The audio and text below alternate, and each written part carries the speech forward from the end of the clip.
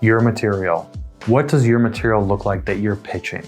If this is done in person, every single time that I've ever seen a technical salesperson's presentation or material that they're going to use, it is extremely chopped full of information.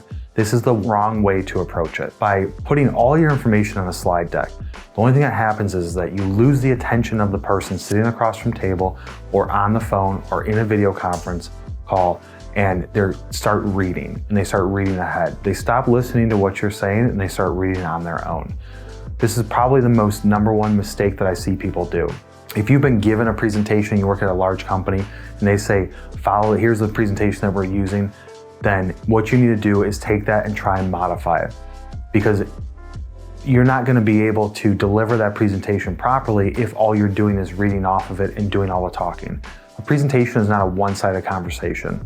Whenever I used to go in and pitch technical sales to a potential customer, I would never just sit there and talk for 10, 20, 30 minutes. I would tell them, look, I'm looking to have a conversation. I do have material to present and I can put it up on the screen, but before we get into that, I just like to have a conversation and talk about our capabilities, our services, and what it is that we offer, and more importantly, figure out what issues are you guys having. A lot of times people would be like, great, I don't even want to see a presentation. I would rather just talk. That happened so many times I was blown away to where I stopped bringing presentations. I'd always have them with me, but I wouldn't even bring my laptop out. I wouldn't even go down the path of saying like, I'm going to present something on the TV or on the screen. People are getting so bored of those presentations. Most of that information you can sum up in a single page line card or a single page piece of marketing material where it's like, this is my capabilities, this is my service, this is the size of our building, these are customer testimonials, here's who we work with, so on and so forth. A lot of times people think that they need to go so technical and so in-depth, and what they end up doing is doing what I call show up and throw up. Show up and throw up is so common, and that's when people go into a presentation, they show up for the meeting, and they literally throw up information on top of the person.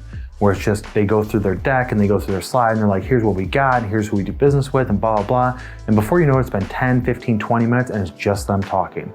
You're looking to have a conversation and not throw up information on top of them. You need to ask more questions to them than you do need to just give them information willingly. A standard presentation deck is gonna go over general capabilities and a general overview, but if you go through your entire deck and you get to the end, a lot of times only a couple of questions are asked. So I would tell people, if I did have to give a presentation, number one, I would keep my slides extremely short. I would cut out more than half the information, just a couple of bullet points, and then I would talk to those bullet points. I would say, show it up on the screen, this is this, and then I look them directly in the eyes. Or if there's multiple people, I'd look around the table and I try and get their eye contact because I want them to be engaging with me so I can look at their body language. When the lights are low and you're in a conference room, and you got 2 people or 12 people there and everybody's looking up at this screen, nobody's turning around and looking at you, and a lot of times they don't even want to interrupt you. They just want you to go through the presentation and just get to the end so maybe then they can ask their question. Or a lot of times they forget what question is that they wanted to ask. So if you have to give the presentation, chop up your material, reduce the number of slides. I used to have slides up there that would just be one picture, one image, almost more like an Apple keynote speech, to where it's just an image of something or 3 words. That worked really well because then they would look and they would say, oh, what does that mean, in their head? And then I would start talking about it and they would look back at me. So if you do have to give a presentation, reduce it significantly. 20, 30 slides is pretty common in technical sales. I feel like that's too much. I feel like you can get away with it for 10 to 15 slides with minimal information on it. Just talk them through what it is that you offer, talk them through the capabilities, and ask them questions. Because what'll happen is if you're just going over the basic information and you don't know that they have a certain problem, then you can't bring up your solution to that problem. Or if you start talking about something that has zero relevance to them, they're gonna instantly, in their brain, shut off, and they're gonna say, I don't even want to learn any more about this certification you have or this stuff that you do for an industry that's not ours.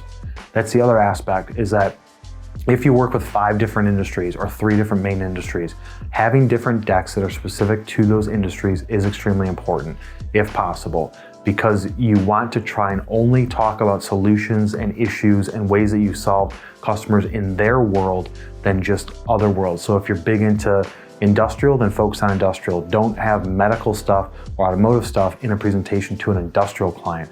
or if you're doing consumer goods packaging, or if you're selling software for somebody that's in the financial industry, don't talk about stuff that you did for the advertising industry or the manufacturing industry. Just have a deck that's around that industry, because it's going to be way more relevant. You're going to capture their attention.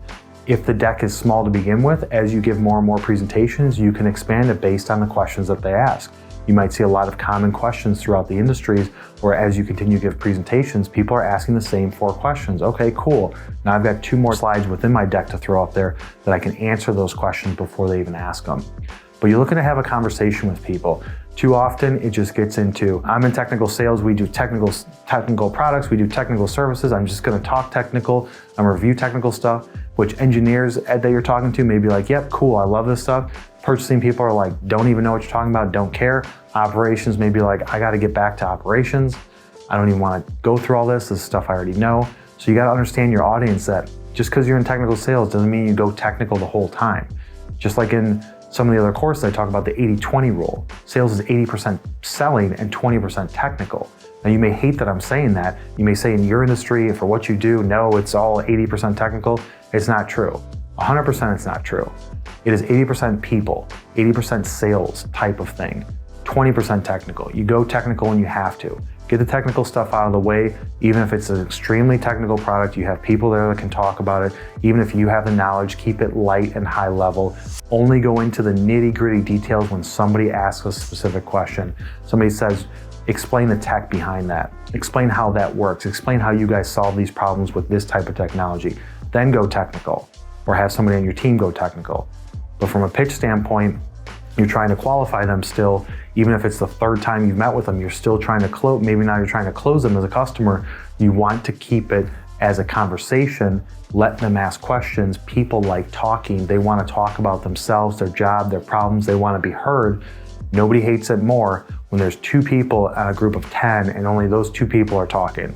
That's the worst. The other 8 people are like, why am I even in here? You know, Joe just keeps on talking. I don't even get a turn. I don't even want to raise my hand at this point and ask questions because Joe's just been doing all the talking. That's what you have to think about. Make a conversation.